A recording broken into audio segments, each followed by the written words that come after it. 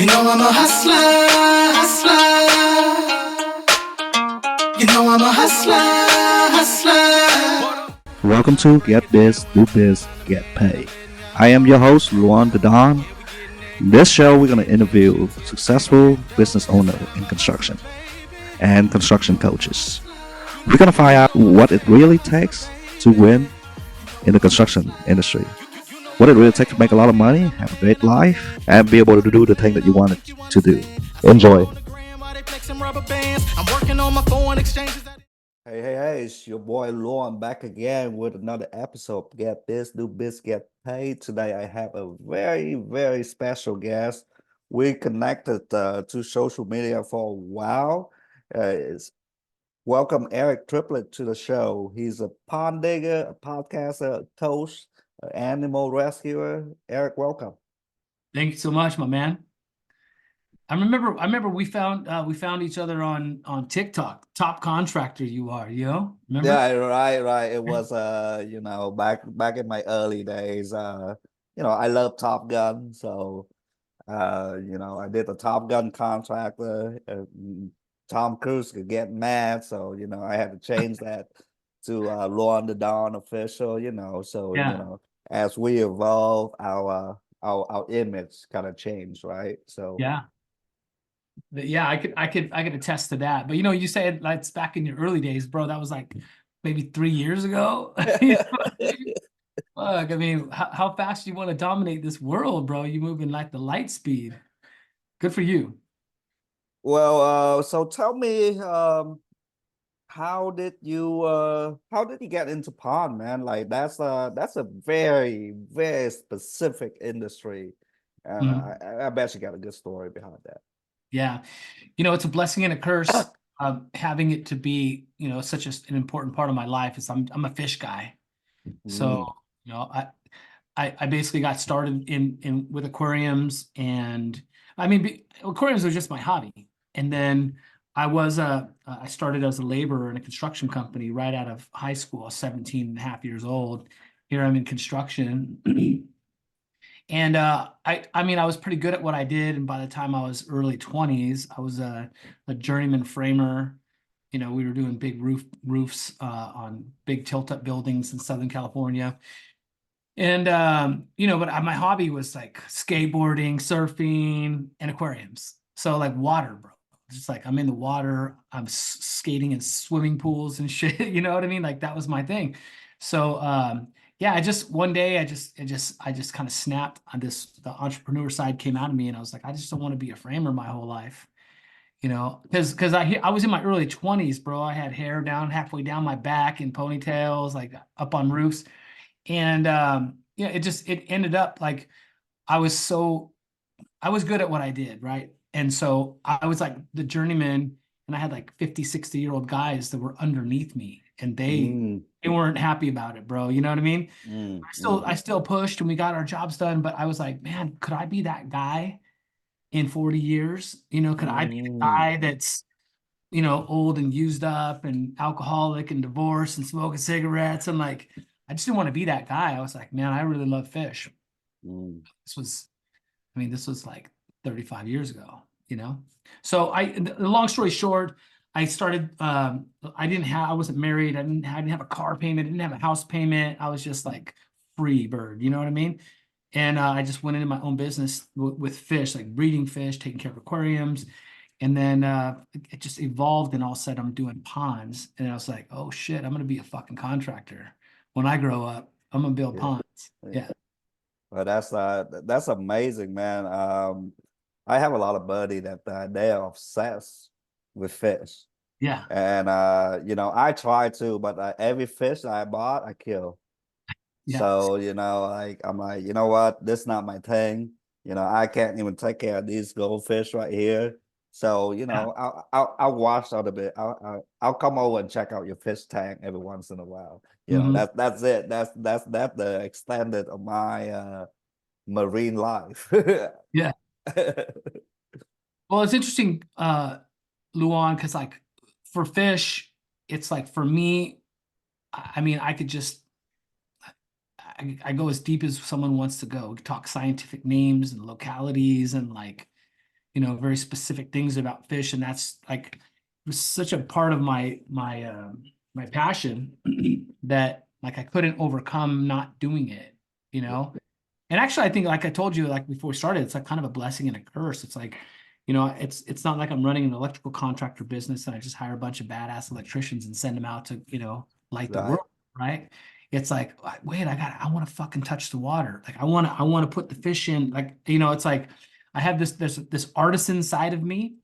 I think that holds me back from like just breaking free, and that's been a tug of war for me. But it's a fun dichotomy for me because I do love it still. Yeah, my buddy, he's the same way. He does saltwater fish, Uh-huh. so it's the whole, and he does coral, and like, and then that's the whole. He talk about it all the time, and he's Yeah. like, It's an this obsession. little coral, man, like something about it. This little coral, right? I bought it from the internet, and they had to ship it over from like Japan or some bullshit. Yeah, And yeah. I put it in my fish tank, and like 3 months later, it just grew. And then like it's like there's people wanting to come and buy my shit, bro. Yeah. But I'm like, I don't make any money off of it, and if I cut that out, it'll ruin my fish tank. And I mean, he put thousand and thousand and Yeah. thousand into his fit tank. I mean, he Yeah. probably spend his more time on his fit tank than talking to his wife. Shit. Uh, So so back let's roll back. You get into pond, and when was that? How long ago did you like actually like, oh shit, I'm gonna make money doing this shit? well, I was already making money as an aquarium guy, you know, and installing aquariums and taking care of for doctors and lawyers' offices and shit like that. I was making money, had a couple guys, couple trucks running around, and I was doing good at that. But there's something about construction, like when you're completely restoring a complete backyard and renovating it, right? So the figures got much larger as far as gross income could be and net profit and all that once I broke into like that bigger construction part of it. But so like I remember it was around 96, 96, 98, somewhere in that range where, I was out my own dude doing all this stuff. I had guys running, but around 96, I started messing around a lot more intensely with ponds because it was just a bigger version of an aquarium in your fucking backyard. You know what I mean? Like I could have a 500-gallon tank in your house, and that's a lot of water in a home, right? But dude, put another zero on that and put it in your backyard. I got 5,000 gallons of water. You know how much fish I could do? And like I mean, now it just expanded my love for aquatics and Mm, fish. So it was around 96 to 99 where it started to take off. Like, okay, this is big. By 2003, I'm doing 100 ponds a year. wow. Wow, 100 pounds a year. That's every 3 days you got a Yeah, pond put up. yeah. Yeah, and how has was you always been a pond digger? Was that your company or since its inception, or did you change the name, or how did you arrive at that name? I'm glad you asked that question, Luan, because you even said, you were Top Gun, so you went to Top Contractor. You didn't want to piss off Tom Cruise and kick his ass, so you had to change the name, and you've evolved, right? Yeah. So it was around 2003 when we were really cranking out ponds. I bought F-250 extended cab, short bed, lifted truck, yellow. It was just this. It was like my dream truck. It was just this badass truck, right?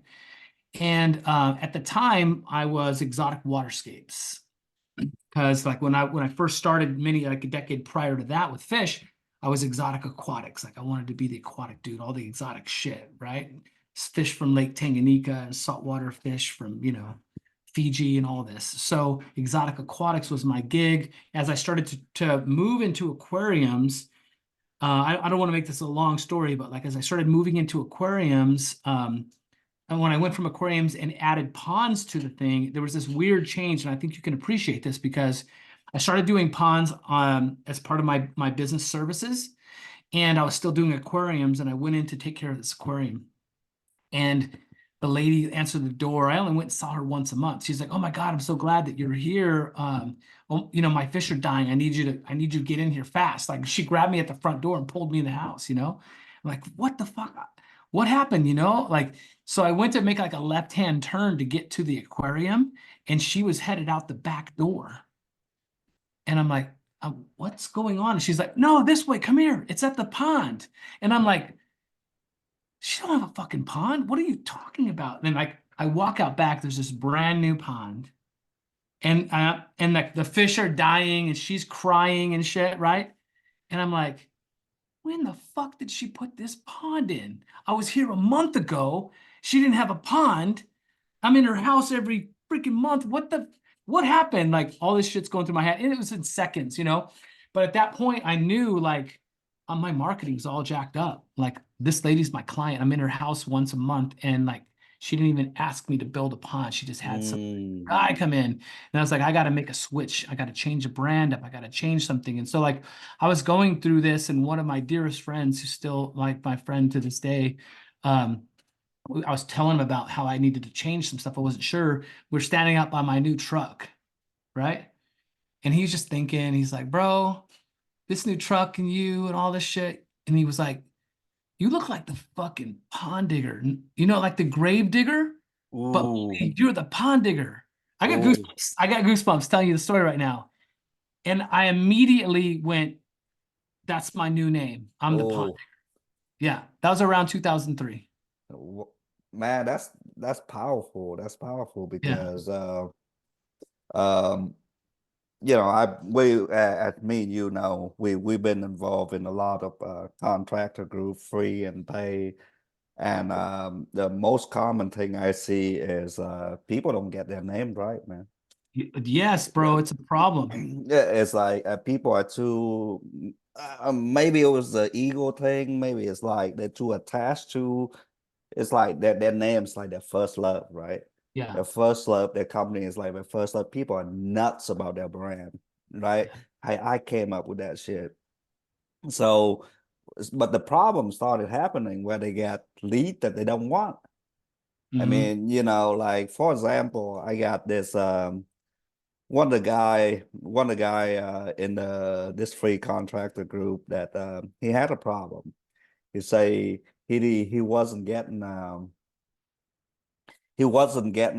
job that he wanted by the phone. It's all spam and it's all handyman job. It is something that he doesn't want to do anymore. So he was thinking of removing his phone number completely from the Google My Business page. Oh shit. I'm like, Whoa, wait a whoa, minute. whoa. Whoa. So before I, go in and dump a bunch of information on it, I'm like, wait a minute, let me see. So I went into his profile. He got a bunch of business stuff on there. His name is quote unquote handyman, solution, renovator, bathroom, and kitchen specialist. So that's 7 words. Wow. So Um, you know what I mean? so so I'm like, it's not the spam thing. It's not, it's because you have unclear messaging. It's Mhm. we don't know that if you're a handyman or if you're a renovator or if Yeah. you're a kitchen guy or if you're a bathroom guy, but the handy solution come first. So that's what all you're gonna get is people that looking for handyman work, Yeah. right? Yeah. That's really when it comes to when you try and be everything to, to everyone, you're nothing to anyone, right?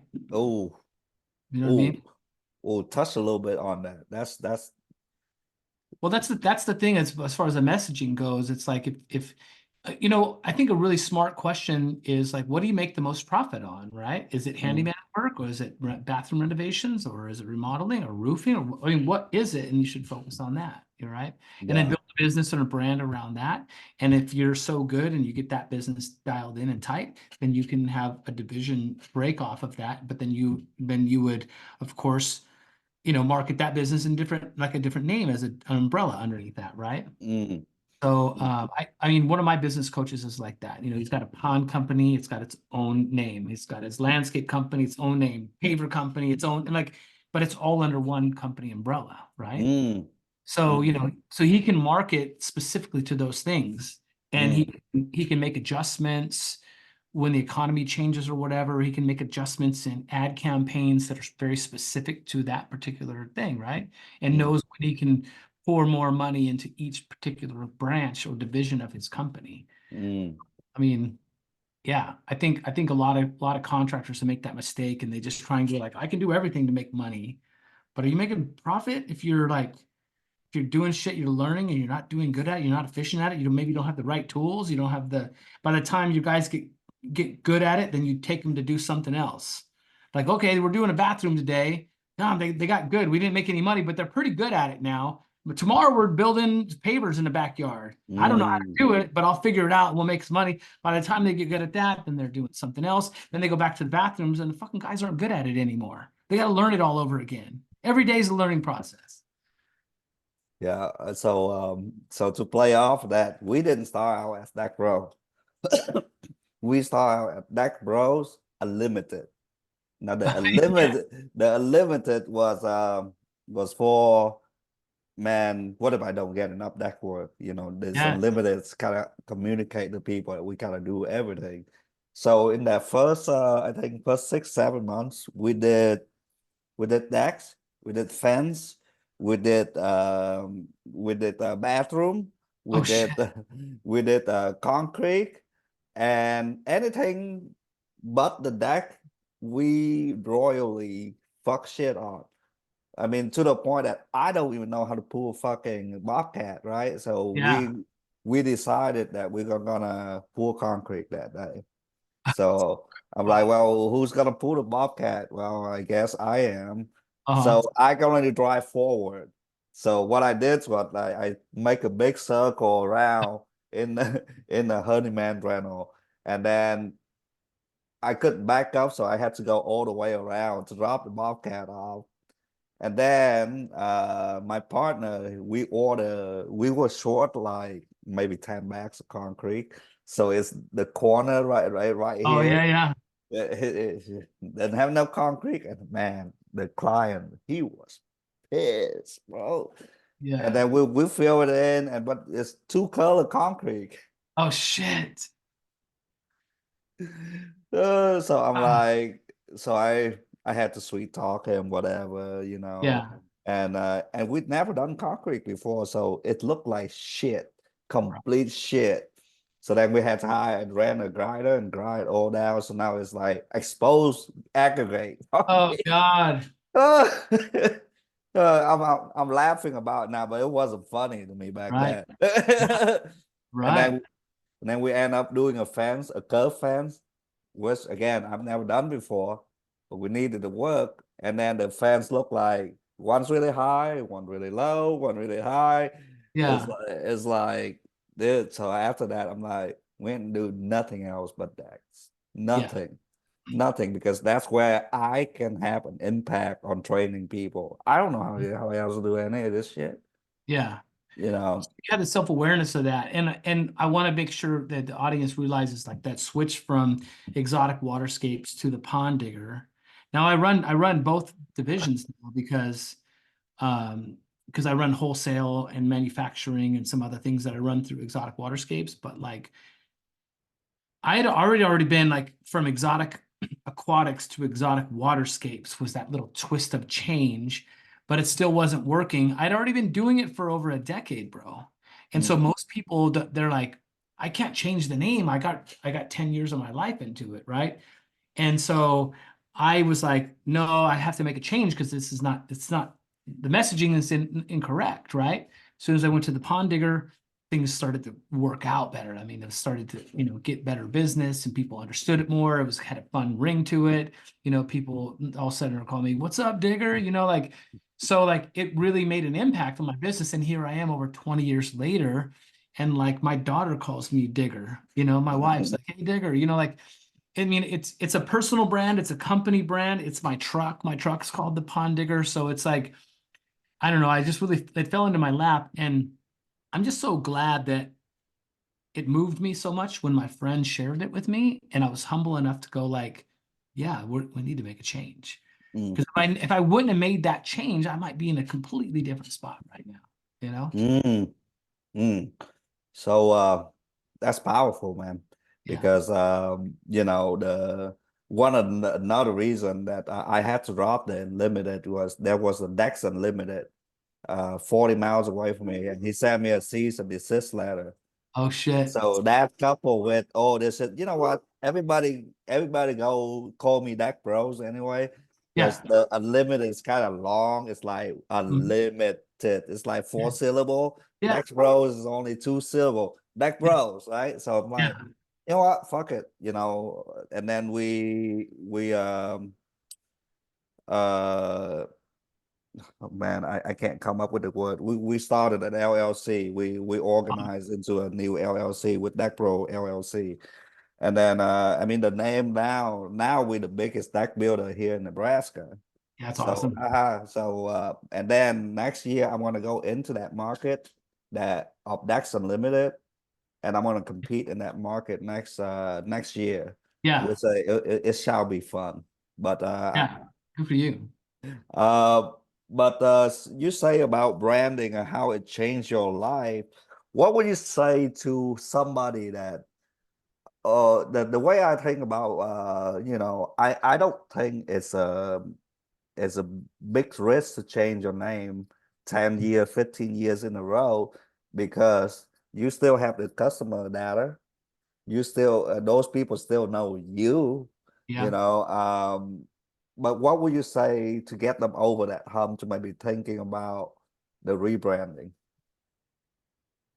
Um, I think you need some outsider input. I think that's really important, you know, and when this was pre-internet days, bro, like 2003, we didn't even have an iPhone yet, you know what I mean? Like, so today I think it's so much easier. There's so many great contractor groups, there's so many, people where you can you can start your own poll in a group that's got, 5,000 people in it. Go, hey, I'm just thinking about doing this. What do you think about it? And you get a lot of feedback. That kind of feedback is like really, really important. And if you can handle a lot of guys have that ego involved in there. Oh, well, this is the last name of my company, like if I was like Triplett Pond Service or Triplett Pond, pond services. It's like when I go to sell that, whoever's going to buy it, are they going to change it to their last name, or is that name strong enough to hold on? But like the Pond Digger, if I wanted to sell that as a division someday, which I don't plan on it, but if I did, someone could literally buy Pond Digger and be like, "Hey, I bought the brand, I bought this deal." And so I think a lot of guys get either stuck on the ego of like, I dreamt this up, and they don't want to give it up, or they love the sound of their last name. Who doesn't like to hear their last name? But Me? you know, all I do is win, win, win. Right. But to your point though, like how has being open-minded help you in this journey? Man, I think humility is a big thing, man. It's what else is interesting is like the dichotomy of being so egotistical, so audacious that I'm gonna, hire people. They're gonna work for me. We're gonna build shit. I'm gonna fucking make money, and I'm gonna, get trucks, and like we're gonna take over this community, right? Like you take some audacity and ego to do that, but at the same time, on the other side, you have to be humble enough to go like, hey, do I need to make a change? Hey, my customer's not happy. Hey, how my employees need help. They need more stuff. How can I make that right? Like if you're only one side or the other, you're not going to win. You have to be able to like have have the balance between your audacious ego and your humility to take advice and coaching from other people. Wow, wow. I think one of the biggest part for me is like I'm crazy enough to just do shit, Yeah, I but see. then I'm humble enough to be like, well, you know, he makes sense. You know, I'll change it. I'll change it like, and then I make changes like this too. So it's like, people ask me, well, how can you move so quick? I'm like, here's the thing.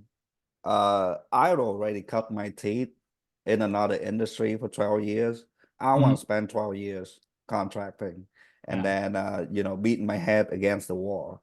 When I get into the construction industry, it's like, you know what? I'm gonna seek out, and it's intentional. I'm gonna seek out the best player in this game, and I'm gonna learn from everybody, and then I can apply my outside industry knowledge, and then I'm gonna build the best decking company in the United States. And Yeah. that was my mission from day one. So everybody say that they want to be the best, they want to be this, they want to be that, but does your action really align with what you want? Mhm. Because I see a lot of people, they say that, but when, oh, it's cost $3,000 to hire a one-on-one coach. Well, I'm not paying that. I'm like, well, then you're not really valuing your time, because by hiring that coach or a few coaches, instead of maybe spending 3 years learning this uh this little thing right here that's gonna flip my business. Maybe it's the name change, maybe the Yeah. little different messaging that's gonna, skyrocket my business. Instead, I spent 3 years figuring it out. And yeah, will you get there? Yeah, probably. But you look back, oh my God, you already wasted 3 years figuring out that thing. Mhm. Where it's nice to have outside perspective, because they can tell me, hey, Ron, you're on some bullshit right now. Yeah. Yeah, you're on some bullshit right now. Get your shit together, Yeah. And it's kind of constant. It's like somebody always chirping in my ear. It's like it's the reason why. Because left by my own device, I'm a lazy piece of shit. I don't want to do anything. I want to, but like my ADHD, my past trauma, all this stuff, like I need somebody to dump that shit too. So I don't go to work and dump it onto my client. I don't go to work and dump it onto my employees, my subcontractor. I don't go home and dump it onto my wife, my Right. kids. Yeah. All right. So sorry, I went on a rant there, but Good. Rants are good. One thing that you said, I think it's important. I want to make sure your audience listens to is that the reason you're moving so quickly is because you make decisions quickly. And then, right or wrong, you make adjustments where necessary, and then you just keep moving forward, and you don't necessarily dwell on a mistake that you learned a lesson from. I mean, why dwell on it if it's like, I made a mistake, I learned a lesson, now I'm better, now next time I make that decision, right? And so, like, personality types is an important thing for me, and in my coaching program I talk a lot about personality profiling and like who you are, because I have guys in my group that they're slower to make decisions. And it's not because they're not as good as you or they're not as good as me. It's just because it's in their fucking DNA. It's the way their mind thinks things through. And so what I like to do is, sometimes they think like, oh, I'm just not as fast as you. I can't make decisions like that. It's okay. Now that you know that, now you can use that to help you make those decisions better. You'll know why you're slower to make the decisions. And if you know why you're slower to make decisions, let's get the answers that you need to feel comfortable moving forward, right? So for a guy like you, you're just boom, boom, boom, go, make adjustment, like let's run. Um, and so I think most of the greatest things that we have in our life, and of course the worst things in our life, are from the decisions that we make, right? yeah. And so I just feel like the better you get at making decisions, the faster you move, the better you get. Make more decisions. That's what I say to do. I wonder if that's like a decision framework that you can teach people of how to like make decisions. Like I think Zep Bezos say this. Most decisions are two-way street. Oh Most yeah. of them. Yep. Most of them. So you can reverse that decision. But some decisions are one-way street. So if you make that decision, there's Mhm. no other door, Yeah, to go. If you get married to a wrong girl, that's a one-way street. yeah, If you move to Vietnam and start a company, that's probably a one-way decision, right. But most of them are reversible decision. So he say that you want to make those decision as Yep. quickly as possible, because over time you will lose some, but you will win some. But in the time horizon, the time is finite, Hmm. right? You look at a guy like me, when I adopted the principle, where you look at the next guy where he only make about 3 decisions a year, 3 important decisions, Yeah, where I has already make 300 decisions right. a year. So then the result is I might lose 150 of those decisions. He might win all 3 of them, Yeah, but then I still make 150 right decision. correct. Yeah.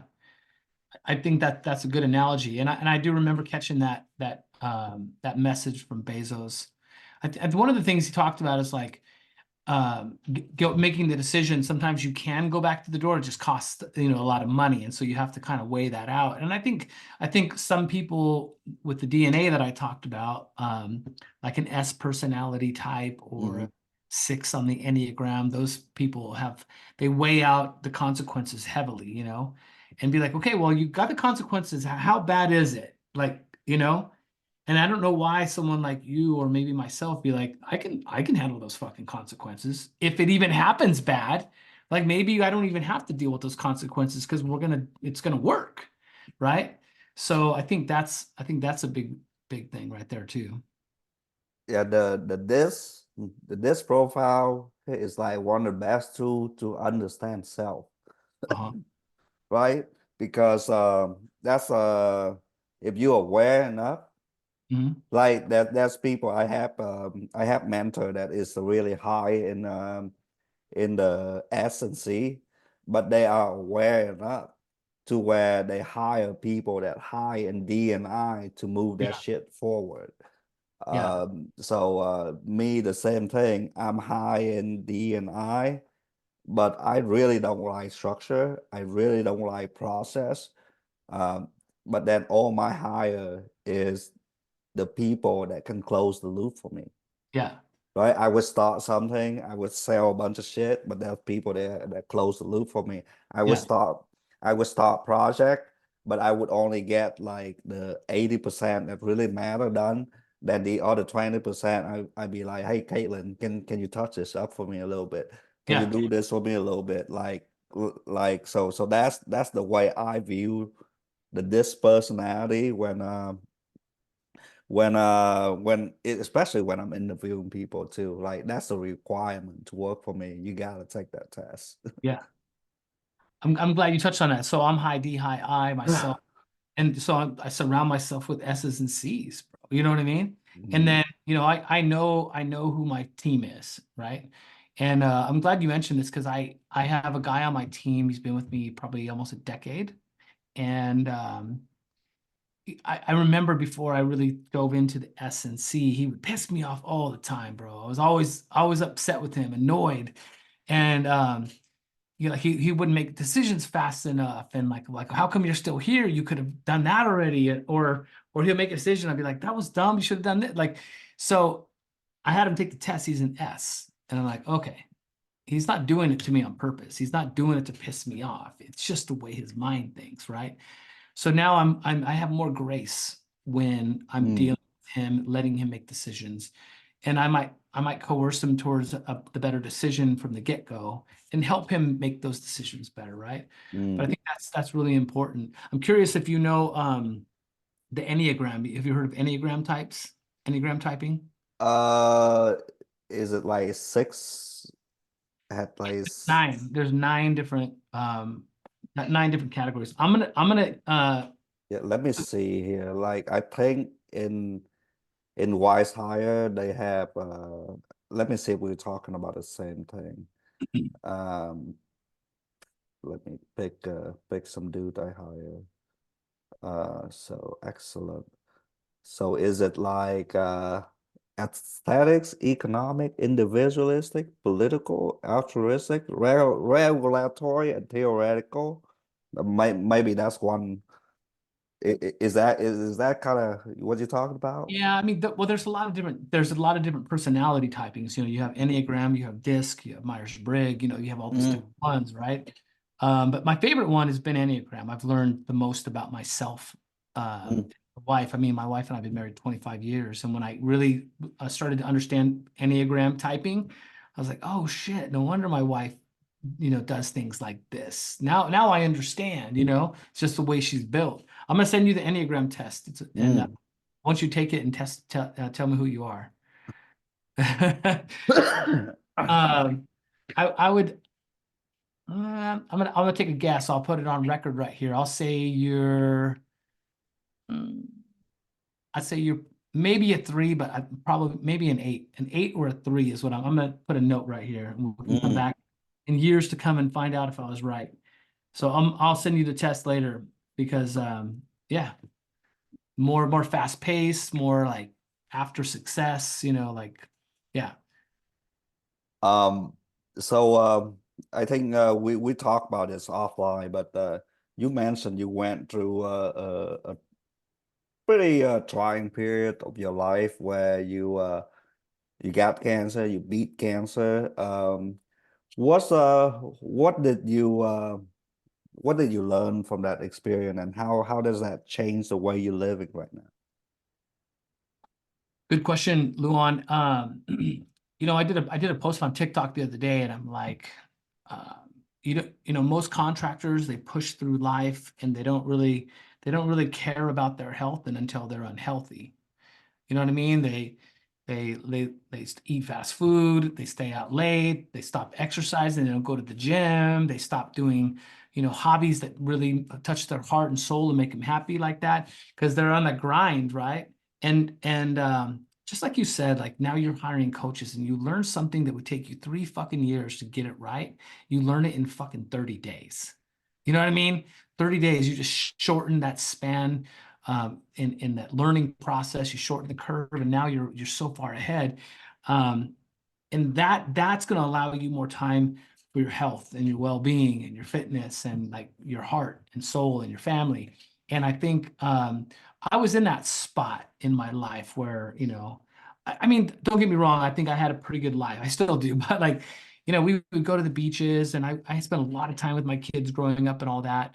But when I got cancer in 2015, you know, like life came to a halt real fast. Luckily, I had established my business in a fashion where, you know, I didn't lose everything. And I think I just I'm really blessed. I got lucky in that regard. But I think a lot of contractors find themselves in that grind, eating like shit and doing all the things that we talked about. And they either spend their whole life doing that and they filled with all this regret at the end, or they run into a spot where they get unhealthy. That's why so many contractors fail within the first, like 96% of contractors fail in a decade, right? I mean, that's a staggering number, right? So like, I just learned a lot about life. I had a chance to slow down. Luckily, I had things worked out. I took 2.5 years to recover. I shut down my construction company for 2.5 years and set up all the guys have been with me for 14, 15 years, set them up with their own contractors licenses, sent all the leads to them. I'm like, you guys go take over the world. I'm gonna go die. I'll see you in another lifetime. You know what I mean? That's what I thought. But by the grace of God, you know, here I am. I got healthy, and then I had to rebuild. I had to rebuild a construction company, you know, world-class construction company from scratch, because all my guys were out doing their own thing, you know. And you know, that took me a couple of years. I had to change some mindset stuff. I had to learn how to sell again. You know, I know that's hard for you to understand because you're such a good salesman, but like I had to change that because I'm the artisan, right? I'm still that artist. I like to touch the fish. I love to touch the rock when I can, you know, like, so I had to like figure out who I was again. It was a pretty challenging process. And by that time it's 2020 and the fucking world's shutting down. What the fuck, you know? So yeah, it's been, I learned a lot about that, but I learned more than anything, man. You got to take care of yourself, dude. You got to really put in that time for you and your family and your life. There's no sense grinding it all out, and then in the end, you didn't get a chance to enjoy all that. Oh, man, that's man, I'm glad you're here though, man. I'm glad you made it through, and by the grace of God, as you say, Yeah. right? So throughout that time, uh, uh, I'm sure you went into some space where your faith had been renewed a little bit. Mhm. And talk to me a little bit about that. About my faith being renewed. About how did you overcome having cancer? Did you pray a lot? Did you do I guess I should rephrase this. Did you fall because I don't know how your faith journey is, but Mhm. did that change or strengthen your faith? An interesting twist you're taking here, Luan. And I'll tell you this, and I know I said by the grace of God, but I'll tell you I'm agnostic. Now, I'm Okay. not, an agnostic doesn't mean he doesn't believe in God or the person doesn't believe in Mm, God. I'm very spiritual. Just, between me, you, and your audience, like I go to church every fucking day. mm, You know where the church is? It's in these fucking mountains right here. I get on my mountain mm, bike and I put in 10, 12 miles in those hills right there. mm, I got goosebumps. I see deer and rattlesnakes and mm, fucking mountain lions and I see fucking foxes and like the eagles and mm, raptors. So like the world is so beautiful and I don't know what God looks like or who it is, but man, mm, when I see a sunrise, it's my church, and I mm, see a sunrise on my mountain bike almost every morning. And if I miss the sunrise on my mountain bike, I catch the sunset on that mountain mm. bike. And so that's where I recharge my soul and my gift of breath each morning. I mean, I know it sounds a little hippie, whatever you say, but like I really cherish all these special moments in the friendships and the relationships that I have in life. So like I'm talking to you right now, you're the only fucking thing that matters to me right now. Mm, I got my calendar tight. I showed you my calendar. I got mm, my time mm, with my wife in the morning. We have coffee. We have dinner every night together. I block lunches for her sometimes. The important people in my life. We do we do big things every year, like mm, memorable things, mhm. um, that challenge our bodies, that challenge our timelines, our time managements, and things like that. So like, yeah, I everything's really important to me in that regard, like relationships and moments. That's great, man. Uh, so I was having a conversation with a good friend of mine. And one of the key thing that I am really focusing on 2024 is be present and intentional with my time with my loved one and with anybody that I spend time with, really. Yeah, Because I've been running, right? I've been running, and it's like I'm doing this because I have a chip on my shoulder almost, but I realize that I don't have to prove anything to anybody anymore. yeah, yeah, And now I'm tired. I just want to, get my health right, get my relationship right, and be present, because I don't want the years to flow by anymore, man. I don't want to be that person. Wow, 2023 went by so fast. 2024 go by so fast. I want to be that person. Like, man, I did a lot of shit this year. I yeah, really fucking lived this year. I really enjoy, like what you say earlier. It's like, that's every morning you gotta renew faith in life, because you see the yeah, sunrise, the sunset, and then you see all the animal, all the beauty that life had to offer. I want to be able to enjoy that, man. yeah, You know what I mean? yeah, And maybe right now is I'm to that phase where right now I need I'm going, I know I'm going on a tangent here, but I'm going deep into my faith, deep spiritually into my faith, and just to find out that little kid inside. I wanted that little kid to live again, you yeah, know, because all this stuff you see online, you know, of this is all an image that I'm trying to push out. But at the end of the day, I still want to have fun. I still want to hang out with my kid. I still want to fuck off and do Yeah. whatever. You know, it's not, you know, I'm not a robot. I can't work forever, right? Yeah.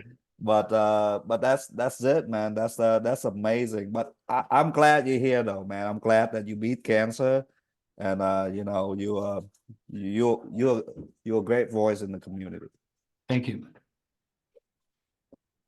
I think one of the things I'm focused on is inspiring people, you know, like the more I focus on myself to be a better version of myself, the more it reflects on people around me. And so like in my coaching community, I want to be a good role model for those people, right? And it's not always about money. I don't even make the most money in my group. You know what I mean? And I think a lot of people have that switch, like, oh, well, I gotta make a lot of money, but like I want you to be profitable, but I also want you to have time with your family, right?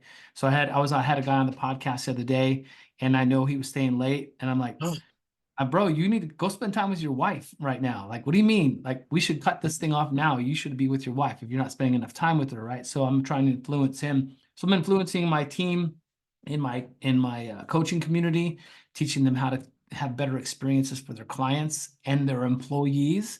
So many contractors don't give a shit about their employees because they're so wrapped up in their other bullshit, and then they wonder why they can't find any good help.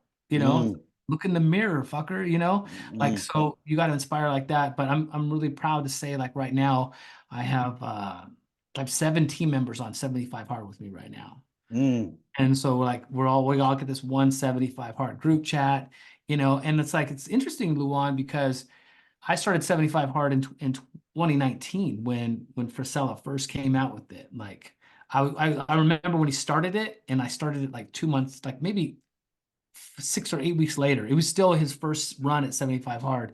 I'm like, I'm gonna try this, you know. So my team's watched me fuck around with this for 4 or 5 years and get a little bit better each year, a little bit better each year. And it was funny because I warned my team at Thanksgiving. You know, on Wednesday night before Thanksgiving, you know, had all my workers here, had a fire pit going, we're all drinking adult beverage.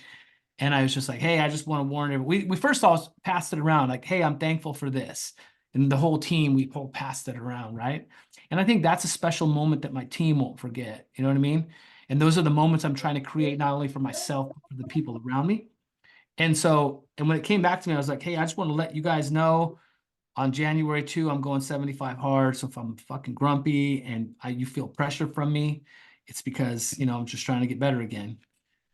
And then like a couple guys stood up. They're like, I'll do it too. I'll do it too. Hey, if you're going to do it, I'll do it. All of a sudden, I got goosebumps again.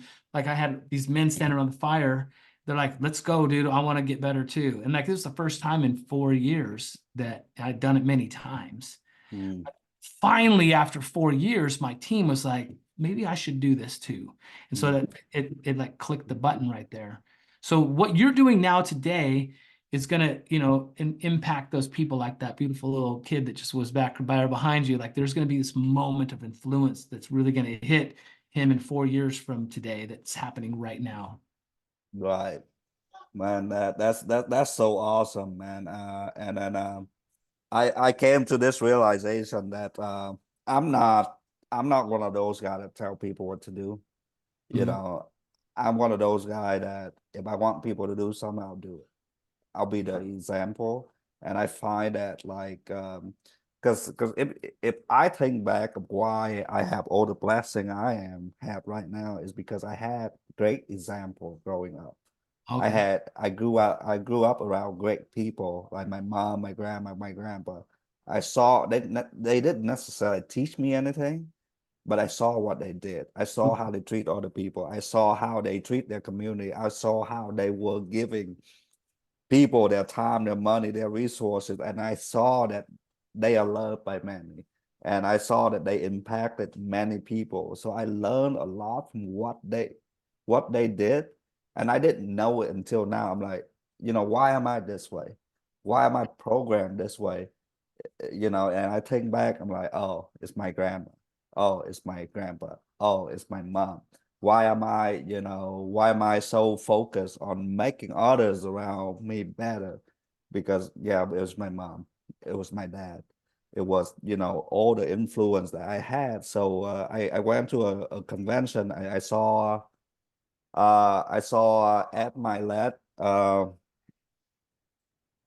left speak, and he say something that it's still stuck in my mind right now. It's like most of the thing in life is caught, not taught. So it's like that's it right there, you know. Yeah. Well, I mean, that's example of what's going on right now with my team. And it makes me proud, man. I'm super excited. You know, they caught the bug from me. If you had one advice for people right now, especially the construction industry, I know that most of them have downtime right now. They're not busy. What do you advise them to do right now to set them up for a successful 2024 and beyond?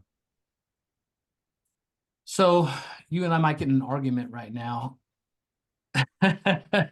No, it's a fun debate actually, because I truly believe, like, I guess it depends on the contractor where they're at, what their goals are, what they need to, where they need to go level up to. But the contractor that I think I can help the most is like that solopreneur or smaller construction company, 5 to 15 members in their team, and they're trying to work things out. They're maybe in the business quite a bit still, right? Mm. I think that understanding sales and sales psychology and like contractor communications, the way to communicate to people, I think it's the most valuable thing that they can focus on. And even if they think they're already a good salesperson, there's so much to learn as far as that sales psychology. And so once you understand sales and specifically speaking to prospects and clients in a very designed way to sell for more, money. Because like a lot of contractors sell out of their own head. They need to sell out of the prospect's head. And Mm. knowing how to talk to them is the only way to make that happen. So I believe that understanding sales is the most important thing that someone can do. And then once they get sales really dialed in, then they might move to marketing. And that's always the thing. Like all the big coaches that I hear, and talk to, they're like marketing, marketing, marketing, right? But just imagine if you're not that good at sales and you ramp up your marketing, then you're kind of gonna fumble a lot, right? So right now, a lot of contractors that are slow, that are maybe scared to market, they want to hold on to some cash. That means every single phone call that they take, they have to be really, really good at. They have to nail it. So if they improve their sales communications, the way they talk to people, the way they greet, the way they listen, right?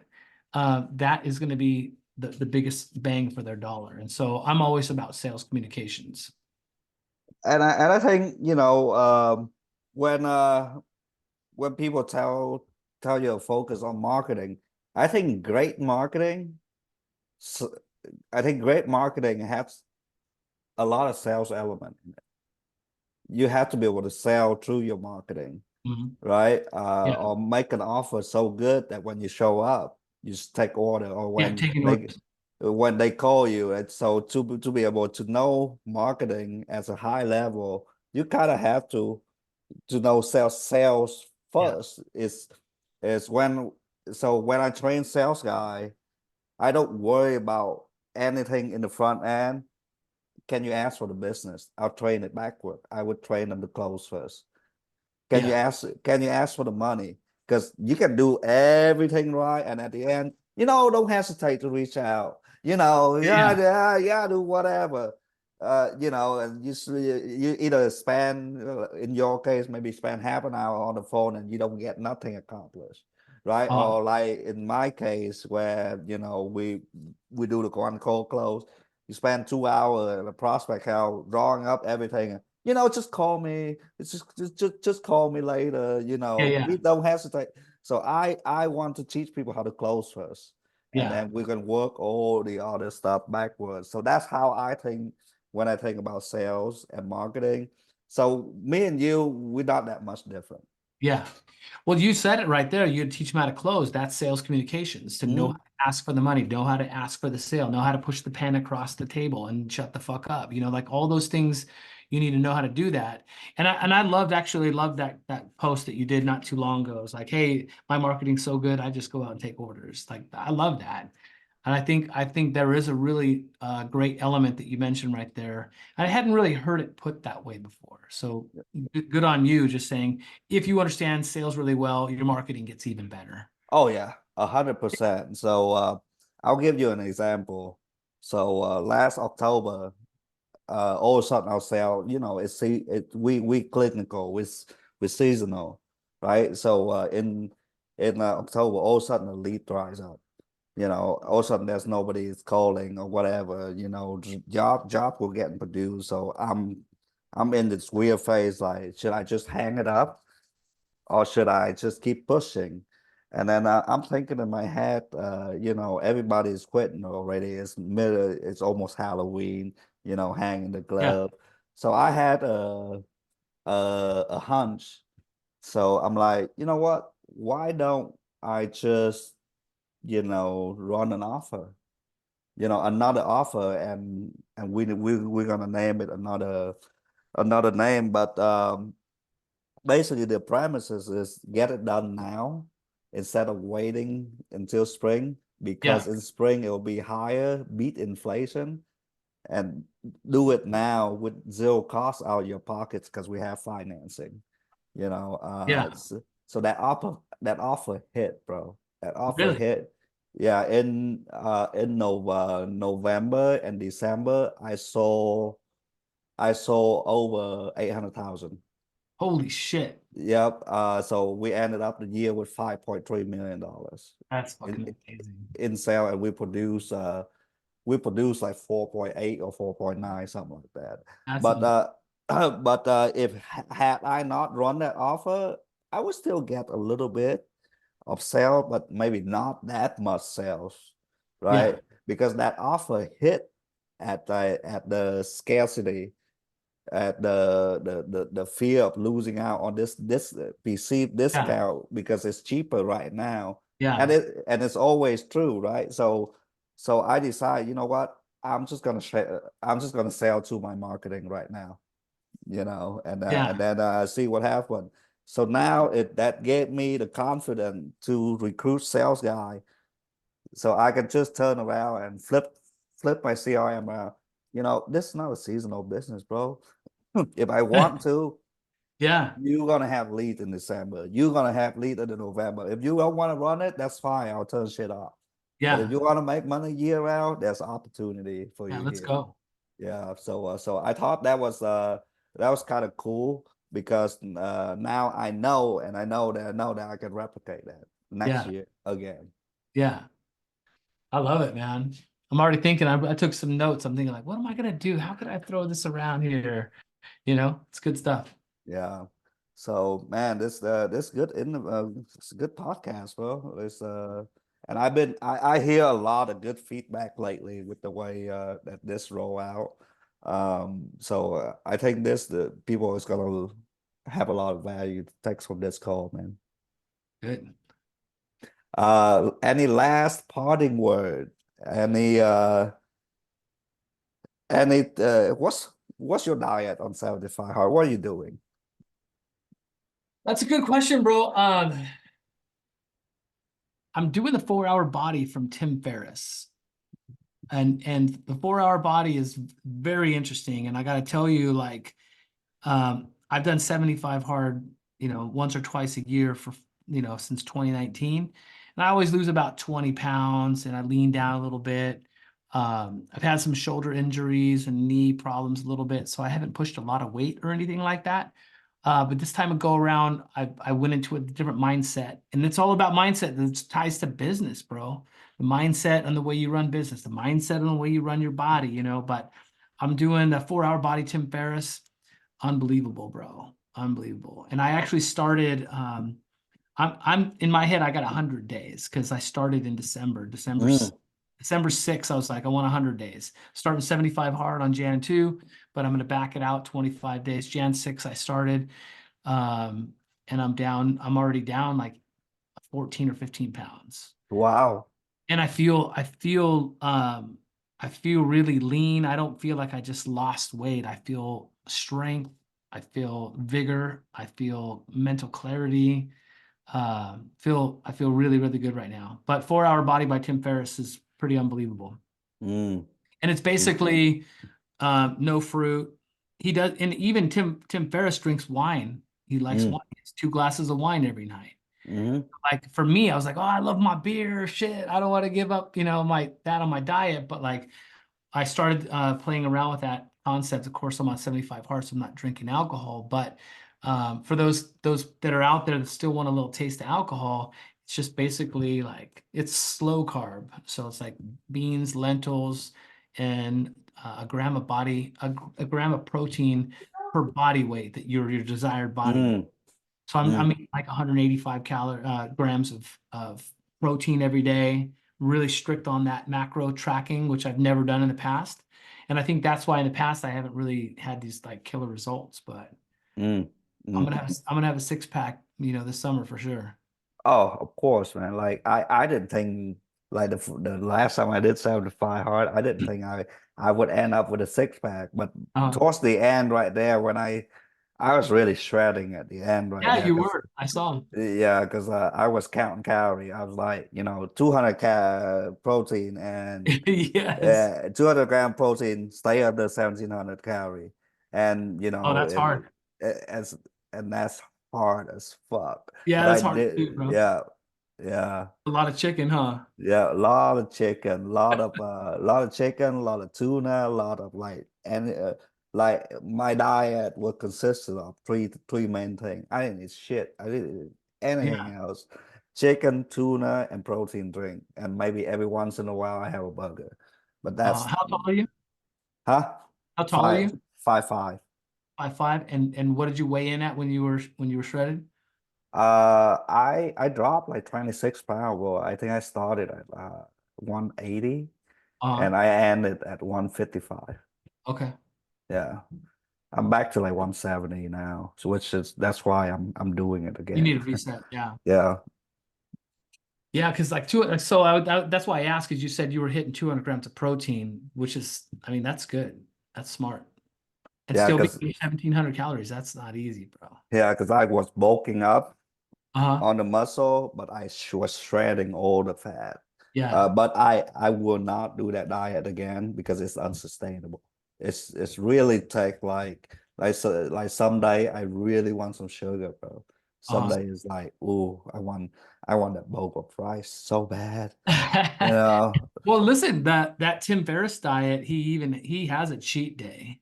Yeah, And he's like, go do whatever you want to. It's kind of like an old Bill Phillips diet from many, many, many years ago. yeah. But he's very strict on everything else. But then like on Saturday, he's like, you could cheat for a while or whatever.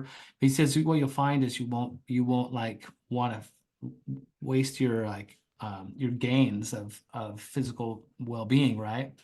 I mean, you can eat a whole pizza if you want on Saturday, but then on Sunday you got to go back to normal. And he said, usually if you do that, you start to go like, fuck, that was a waste, Mhm. So yeah, no, I did fasting. I have a little inside bet going with someone for 10 grand by March.